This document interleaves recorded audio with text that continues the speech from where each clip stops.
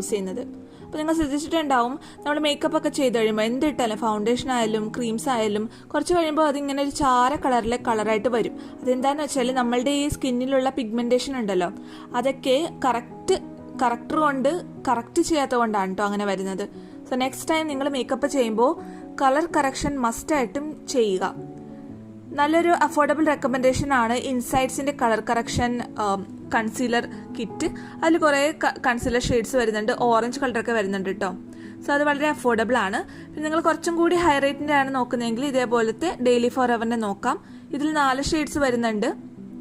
So ഞാൻ orange corrector ഇട്ട ശേഷം അതൊന്ന് ന്യൂട്രലൈസ് ചെയ്യാനായിട്ട് സ്കിന്നിനോട് ഏകദേശം മാച്ച് വരുന്ന തരത്തിലുള്ളൊരു കൺസീലറും കൂടി അതിൽ നിന്ന് എടുക്കുന്നുണ്ട്. എന്നിട്ട് അതിൻ്റെ മുകളിലായിട്ട് മിക്സ് ചെയ്ത് കൊടുക്കണം, അല്ലെങ്കിൽ നമ്മുടെ സ്കിന്ന് ഓറഞ്ച് ആയിട്ട് ഇരിക്കും കേട്ടോ.